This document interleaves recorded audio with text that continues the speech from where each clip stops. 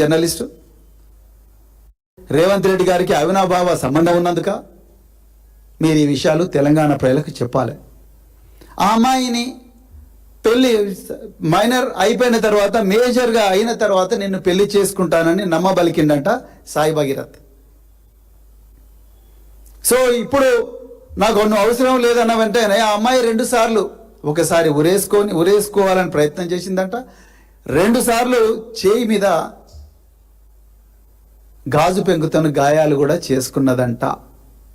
ఇది నాకు వస్తున్న సమాచారం. తప్పైతే సైబరాబాద్ పోలీసు వాళ్ళు చెప్పాలి. Because we don't know the facts. I got the information through my own sources. నాకుండే విశ్వసనీయ వర్గాల మేరకు నాకు వచ్చిన సమాచారం. తప్పైతే మీరు తప్పని చెప్పాలి. దాని తర్వాత ఇదంతా ఇది ఈ విధంగా ఉండగా మరి ఒక V6లో పనిచేసిన ఒక జర్నలిస్టు ఇటీవలే ఆయన బీజేపీలో జాయిన్ అయ్యాడు. ఆయన బండి సంజయ్ గారితో మాట్లాడి బండి సంజయ్ గారి దగ్గరికి ఈ అమ్మాయి తల్లిదండ్రులను కూడా తీసుకొని పోయిండంట.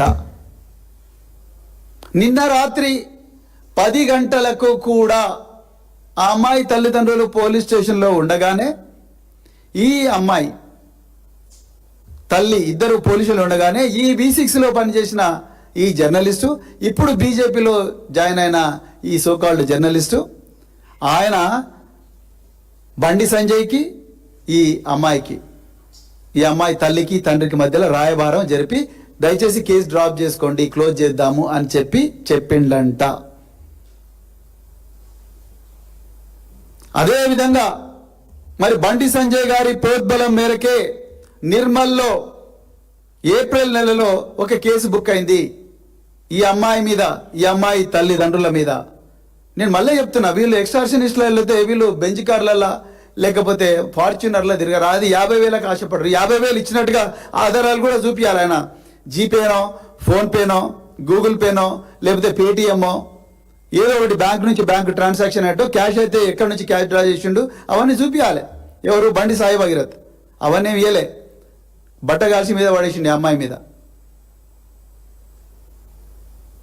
ఆ విధంగా మరి ఈ అమ్మాయి మీద చేసింది. ఇక వీళ్ళు సైబరాబాద్ పోలీసులు నాకు వస్తున్న సమాచారం మేరకు ఒక క్రైమ్ రిజిస్టర్ చేసిండ్రు. ఏం సెక్షన్ల కింద రిజిస్టర్ చేసిండ్రంటే 684/2026 అనే క్రైమ్ నెంబర్తోని పేట్ బషీరాబాద్లో ఒక కేసు రిజిస్టర్ చేసినట్టుగా మాకు సమాచారం వస్తున్నది. సో నేను చెప్పింది తప్పైతే సైబరాబాద్ కమిషనర్ గారు నన్ను కరెక్ట్ చేయొచ్చు. సో అందులో ఏమేమి సెక్షన్లు పెట్టిండంటే BNS section 74, BNS section 75, sexual harassment of child section 11 and section 12 of POCSO act. గమ్మత్తైన విషయం ఏంటంటే ఈ మూడిట్లో కూడా నేరం ఏదైతే ఉందో ఆ నేరానికి శిక్ష కేవలం 2 సంవత్సరాలు, 3 సంవత్సరాలు, 3 సంవత్సరాలు. అంటే ప్రజలకు తెలవాల్సింది ఏందయ్యా అంటే ఇది స్టేషన్ బెయిల్ పొందే విధంగా ఈ కేసులు బుక్ అయినాయి.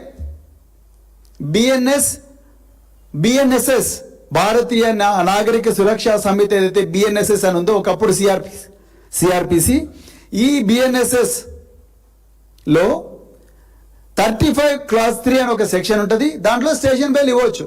ఆ విధంగా మన పుత్రరత్నం చిరంజీవి బండి సాయి భగీరథ్కు, బాబు నువ్వు చిన్న తప్పే చేసినావు, ఇగో నీకు స్టేషన్ బెయిల్ ఇవ్వచ్చు. సెక్షన్ 74 2 సంవత్సరాలే, సెక్షన్ 75 3 సంవత్సరాలే, పాక్సోలో కేవలం 3 సంవత్సరాలే ఉంది కాబట్టి నీకు స్టేషన్ బెయిల్ ఇచ్చి పంపిస్తావు, నీ పని నువ్వు చేసుకో, ఇక నువ్వు ఎంతమంది అమ్మాయిలన్నా నాశనం చేయి, ఇగో ఇట్లనే ఉంటుంది అని చెప్పి దుండిగల్లో ఎట్లయితే ఆనాడు ఆ పిల్లగాన్ని కొడితే ఘోరంగా బండి సంజయ్ వెనకేసుకొని వచ్చిండారు. చిన్నపిల్లలు కొట్లాడుకుంటారు భయ, ఏమున్నది, పిల్లలు మజాక్లో కొట్లాడుకుంటారు అని చెప్పి వెనకేసుకొచ్చినావు కదా.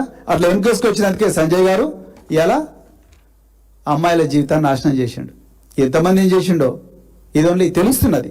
ఒక కేంద్ర హోంశాఖ సహాయ మంత్రి మీద ఒక అమ్మాయి